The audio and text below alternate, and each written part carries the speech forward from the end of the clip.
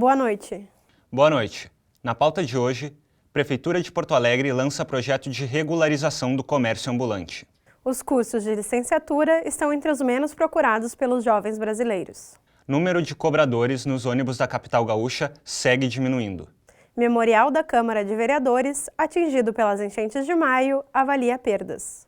ONG Cirandar luta para se reerguer após impacto das cheias no setor cultural do estado.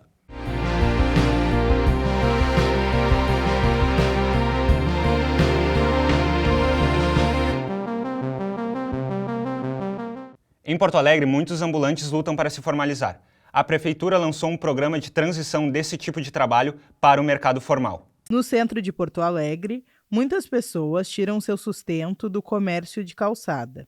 De acordo com a Secretaria Municipal de Desenvolvimento Econômico e Turismo, há 300 comerciantes licenciados.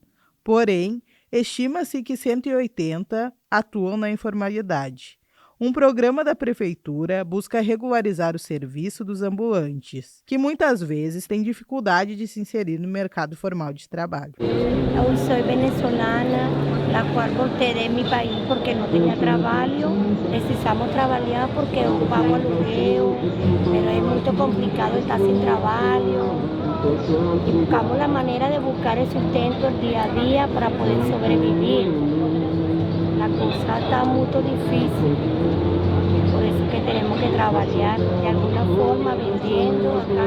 Embora a Prefeitura já tenha implementado alternativas como o Pop Center e microcréditos, tais medidas não atendem de forma eficaz às necessidades dos vendedores ambulantes. Estamos há mais de um ano conversando, dialogando com todos esses ambulantes, especialmente do quadrilátero central e do centro histórico, né, para que eles possam se formalizar, né, com muito diálogo, com muita parceria mesmo, de construção com eles, né. Então hoje nós temos todos eles cadastrados no nosso sistema e nós estamos criando um programa exatamente que visa a regularização desses ambulantes. De acordo com a Secretaria, o programa vai promover palestras e cursos de formação para os vendedores ambulantes, que terão prioridade na fila do Cine.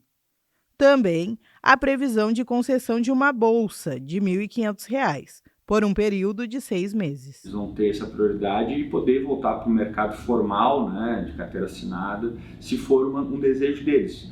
Porém, se eles não quiserem realizar uma outra atividade, seguir empreendendo, a bolsa vai permitir que eles possam organizar esse seu empreendimento. Muitos comerciantes possuem um alvará transitório, como é o caso dos floristas que ficam na rua Otávio Rocha. A Prefeitura procura agora incentivar esses profissionais a buscar um alvará permanente. Quem colocou para nós foi o município, certo? Com a promessa de não cobrar nada, como sempre foi, mas agora já está se falando em cobrar algo. Deixar de ser alvará transitório e virar permanente. A gente vai ter mais segurança de ficar no local. Os cursos de licenciatura estão entre os menos atrativos para os jovens brasileiros. Mesmo com o aumento do número de matrículas na graduação em geral, a procura ainda é baixa para este tipo de curso, comparado a outras opções profissionais. De acordo com o último censo da educação superior, dos 20 cursos com maior número de matrículas de graduação no Brasil, apenas 2 são de licenciatura: Educação Física e Pedagogia. Segundo a coordenadoria das licenciaturas da URGS, são várias as razões que explicam o menor interesse na escolha pela carreira de professor. A carga horária docente ela é extremamente exaustiva. Você tem a questão da violência dentro da escola, você tem a questão da sobrecarga de demandas, né, para o professor, né, que vai desde de culpabilização dele para as mazelas da educação, como também do excesso de trabalho, né? De 2002 a 2022, o número geral de matrículas em cursos de ensino superior cresceu 34,18%.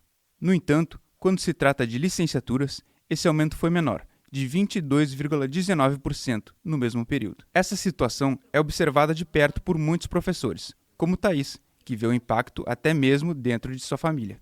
Eu tenho uma irmã mais nova, 11 anos mais nova, que chegou a cogitar por seguir na licenciatura e quando viu a realidade de sala de aula comigo, decidiu não seguir na licenciatura, decidiu fazer um bacharelado, apesar da área dela ter essa opção também. E acho que a profissão teria melhores perspectivas se houvesse uma maior valorização dela, em especial no mercado de trabalho. Embora a busca pela carreira docente tenha caído, ainda há quem pense em seguir a profissão. É o caso da estudante Victoria, que recentemente ingressou no curso de Pedagogia da URGS. Desde pequena, ela pensa em ser professora. Quando eu era criança, eu brincava de dar aula para ursinho. Aí eu entrei no fundamental e eu auxiliava os alunos com mais dificuldade na minha turma sempre. E depois de um tempo eu fui monitora de matemática, monitora de turmas mais novas, no turno inverso da minha aula. E quando eu entrei no ensino médio, eu queria ler de matemática, eu fui variando até que eu comecei a trabalhar como monitora infantil. Aí eu me apaixonei por criança. Aí eu decidi, bom, é pedagogia. Apesar das dificuldades associadas à carreira, para muitos, ser professor representa a realização de um sonho e a possibilidade de uma nova trajetória pessoal e profissional. Eu só vou ser professor por 2 motivos. Um, se eu ver realmente vocação para aquilo, eu tenho esse espírito, eu quero realmente trabalhar com a aprendizagem dos estudantes. E o segundo, né, que a gente vê esse movimento interessante de classes sociais mais baixas que vê a carreira docente com uma certa ascensão social. As inscrições para o vestibular da Universidade Federal do Rio Grande do Sul iniciam em 26 de agosto. As provas serão realizadas nos dias 30 de novembro e 1º de dezembro. A Assembleia Legislativa votou alterações no funcionalismo público estadual. A Assembleia Legislativa aprovou, no dia 30 de julho, o projeto que concede reajustes e faz mudanças nas carreiras dos servidores públicos. Foram 48 votos a favor e 2 contra. O texto abrange mais de 100 mil servidores, ativos e inativos. Entre os principais pontos estão a alteração na estrutura de carreiras e o aumento na remuneração dos servidores. O projeto também autoriza a contratação de servidores temporários para a reconstrução do Estado, para a Brigada Militar e o Corpo de Bombeiros. A medida não inclui o magistério, atividade mais numerosa do funcionalismo. A categoria teve seu plano de carreira renovado em 2020. E o reajuste no salário dos professores varia conforme o piso nacional. Sindicatos de servidores consideraram as propostas do projeto insuficientes, enquanto entidades empresariais criticaram o aumento dos gastos no Estado. Devido aos riscos de desabamentos, trechos da ciclovia da Avenida Ipiranga estão bloqueados há meses. Sem previsão de reparos definitivos, ciclovia da Avenida Ipiranga ainda tem 8 quilômetros interditados por risco de queda. Desde julho do ano passado, 11 trechos ao longo do Arroio Dilúvio cederam. Em setembro, a ciclovia chegou a ser totalmente interditada pela Prefeitura, mas foi reaberta em janeiro deste ano, após uma vistoria do Poder Público. 7 meses depois, e ainda são 8 quilômetros interditados entre a Avenida João Pessoa e a Avenida Antônio de Carvalho. Mesmo com os deslizamentos, os ciclistas se arriscam para utilizar a ciclovia. Segundo o Departamento Municipal de Água e Esgoto, o DEMAI, empresas que prestam serviço ao órgão estudam projetos de reconstrução dos trechos que cederam, mas ainda sem prazo definido. A Secretaria Municipal de Mobilidade Urbana e a Empresa Pública de Transporte e Circulação informaram que fiscalizam o uso irregular dos trechos interditados e reforçam semanalmente os isolamentos. Desde 2021, o número de cobradores nos ônibus da capital gaúcha vem diminuindo. Em janeiro deste ano, a Carris foi privatizada. Fomos esclarecer algumas dúvidas que esse processo pode gerar para os usuários de transporte público. Uma lei municipal de 2021 prevê a redução de 25% dos cobradores por ano, chegando à extinção total até o final de 2025. Os trabalhadores que deixam a função são realocados em outras áreas. Com a privatização da Carris, esse processo foi expandido, gerando oportunidade de melhoria de salários e crescimento profissional para esses funcionários. É o dobro que ele vai ganhar, né, passando para motorista, sendo que também muitos cobradores passaram para dentro da oficina, tendo a oportunidade de trabalhar com mecânica diesel. Isso não era permitido antes da privatização. Como funcionários concursados, os servidores não poderiam trabalhar em outros cargos, exceto se fizessem novo concurso público ou fossem realocados via INSS ou judicialmente. Desde que a nova gestão assumiu, 63 cobradores foram movidos para cargos administrativos, fiscais, de motorista ou de manutenção. Outros 10 estão sendo treinados para motorista. Desde antes da privatização, a Carris já disponibilizava cursos de qualificação para que os cobradores que não desejam trabalhar como motorista possam se reinserir no mercado de trabalho. E sim, saiu muitos cobradores, né? E todos os cobradores com as suas rescisões pagas corretamente. A Carris também ofereceu cursos para que os cobradores pudessem tirar a habilitação de motorista na categoria D, que permite dirigir ônibus. Passageiros e motoristas já estão sentindo a diferença. Ai, acho ruim, que às vezes eu não vou para um local, tá? Aí me dão o nome da rua direitinho, tudo. Mas você não sabe onde vai descer. Aí vai estar atrapalhando o motorista, aí tem uma plaquinha, não fale com o motorista. Então eu acho horrível. Não, eu gostaria com o cobrador sempre. Porque às vezes tu tá enrolado, tem que cuidar a porta, tem que cuidar espelho para ver se o pessoal já desceu, não desceu. Vem um correndo, e aí? São N coisas. Tu fecha a porta, vai arrancar. Aí o outro, vou te dar o dinheiro agora. Pá, agora não, espera um pouquinho. Então complica assim, é um complicador. A seguir, Câmara avalia perdas decorrentes das enchentes. E ONG Cultural Cirandar se reergue após as enchentes.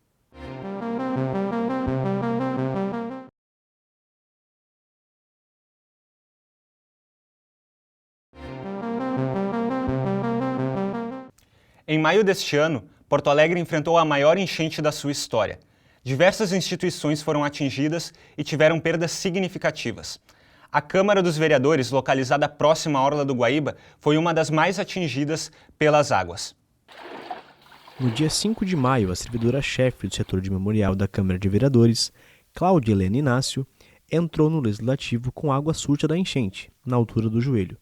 Ela encontrou o local fechado e completamente sem energia elétrica. Entrei aqui na sessão de memorial e consegui abrir os armários e resgatei e coloquei todos os nossos acervos de papel, acervos de vereadores, de objetos, de documentos. Eu consegui colocar assim em cima da mesa, a nossa mapoteca, eu abri as gavetas, consegui colocá-las também num local mais acima, mas percebi assim que o nosso acervo de DVDs da TV Câmara, que é desde 1997, trata-se de 15 mil DVDs, 3 mil encontravam-se em prateleiras abaixo, assim. E não foi possível resgatá-las, né? Além dos DVDs, foram atingidos pela enchente recortes de jornais dos anos 70, móveis dos anos 40 e mais de 50 mil negativos fotográficos. Agora é preciso abrir uma licitação para que haja o restauro desse material. Nenhum de nós é arquivista, né? Nenhum de nós é especialista nisso, né? Infelizmente. Então, o que a gente está fazendo aqui em casa é o que a gente vê de menor complexidade, que é principalmente a parte dos DVDs, que é só limpar, a gente pesquisou, né? A gente foi atrás, limpar com detergente. Então, a gente limpa, higieniza, seca, verifica se está funcionando, faz o backup e guarda de volta. Boa parte do arquivo de negativos fotográficos foi captado por um dos servidores mais antigos da casa, o repórter fotográfico Elson Sempé Pedroso. Então todo o processo de retirada dos envelopes, né, de remoção daquele material que eventualmente colou nos negativos, vai ter que ser feito de novo, provavelmente um banho para soltar aquilo, para amolecer, ser removido todo o material para depois secar esse material, se não danificar a gelatina, e aí se tem a manutenção do negativo. Se não, uma vez danificada a gelatina, dificilmente se consegue recuperar esse material. A água não atingiu apenas o memorial. Outros setores, como o protocolo, arquivo histórico e áreas administrativas, localizadas no térreo da casa, também foram atingidos. Servidores lutam para salvar documentos, mas o trabalho ainda é grande. Como o sentimento de todas as outras pessoas que tiveram coisas afetadas pela enchente, é um sentimento de impotência e de perda, né? O mercado público no centro de Porto Alegre está retomando suas atividades gradualmente. Depois de 41 dias fechado por conta da enchente histórica deste ano, o mercado público de Porto Alegre reabriu em junho de forma gradual. Inicialmente, reabriram apenas 53 lojas das 101 existentes. O mercado público, inaugurado em 1869, é um importante centro de abastecimento de alimentos da cidade. Também é atração turística pelo valor arquitetônico e pela gastronomia. As bancas oferecem diversas opções de alimentos como peixes e frutas, ervas e temperos, bebidas, produtos para confeitaria e artesanato, além de pratos e lanches em restaurantes e bares. Diariamente, o mercado movimenta entre 500 a 600 mil reais e atende cerca de 30 mil pessoas. As enchentes também afetaram o setor cultural do estado. Esse foi o caso da ONG Cirandar, que vem se reerguendo com doações, trabalho voluntário e benefício do Ministério da Cultura. Fundado em 2008, o Centro de Integração de Redes Sociais e Culturas Locais Cirandar é uma organização social sem fins lucrativos, que promove arte e cultura para a comunidade. Atualmente, a ONG realiza atividades em 2 territórios em Porto Alegre, no Centro Histórico e na Vila Chocolatão, e em cidades como Alvorada, Bagé, Taquara e Ijuí. O nosso trabalho, principal é na promoção da leitura, na formação de leitores, e a gente atua também com uma interface com outras linguagens artísticas, Hoje a gente viu aqui uma interface com a palhaçaria, com teatro, a gente tem um trabalho muito forte com música, com capoeira, samba de roda e outras linguagens de fortalecimento da cultura popular brasileira também. Os projetos são desenvolvidos em parceria com instituições, governos, movimentos sociais e sociedade, com o objetivo de promover o acesso à educação, comunicação, democratização e justiça social. A gente não consegue ter uma política pública eficiente o suficiente para trabalhar com a questão da leitura. Então o Cirandar ele cumpre muito essa função, como biblioteca popular e como difusão mesmo do patrimônio cultural brasileiro, no caso da literatura, Então a gente faz esse trabalho constante com as escolas públicas de formação, de receber o público em geral, de difundir também para a terceira idade, com os clubes do livro, Então são sempre ações muito potentes com relação ao livro e às bibliotecas. A sede do Cirandar fica aqui, na Rua dos Andradas, 851, no Centro Histórico de Porto Alegre.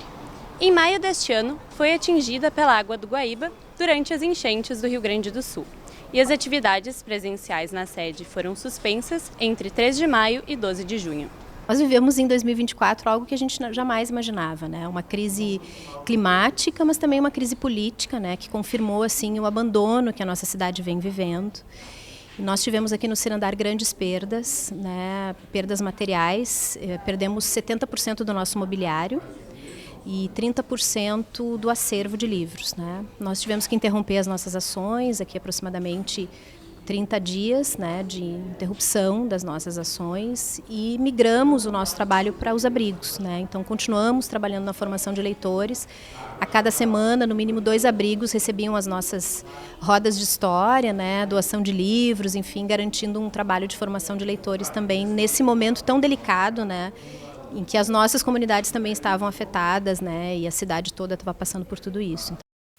O Cirandar é certificado como Ponto de Cultura de Porto Alegre, ou seja, uma organização sem fins lucrativos reconhecida pela política Cultura Viva, recebendo apoio institucional e financeiro do Ministério da Cultura. Com as enchentes, vários pontos foram afetados. É uma perda inestimável de milhões, coletivos que perderam acervos, perderam equipamentos, perderam, e outros valores que são intangíveis, que traz memória, que traz trabalho de anos, por exemplo, como é o caso do Cirandar, Terreiro da Tribo, entre outros, os quilombos, enfim. Então, às vezes não tem nem como medir, essa perda financeira. Em 3 de julho, o Ministério da Cultura anunciou um projeto para ajudar financeiramente o setor cultural do Rio Grande do Sul. Uma das linhas da ação é o Diversidade Cultural RS, que concede bolsas de R$30 mil para os pontos de cultura atingidos. Um auxílio necessário para a reconstrução que se soma a uma onda de solidariedade. A gente ainda passa por um processo de reconstrução, Aqui foram movimentos de muita solidariedade para o Cirandar se recompor, Nós tivemos aqui, como eu disse, muitas perdas, mas tivemos também uma solidariedade que se somou muito grande dos nossos voluntários, dos nossos amigos, de pessoas de outros estados, que também conhecem o nosso trabalho, escritores e parceiros. E através de doações e de uma campanha também, né, de doação de recurso financeiro, a gente conseguiu se reorganizar. Então a gente está retomando, né, assim, de forma gradativa, e a gente está junto aí reconstruindo Porto Alegre, né, buscando que a nossa cidade seja uma cidade de fato para todos, uma cidade melhor. Uma boa noite a todos. Boa noite e até amanhã.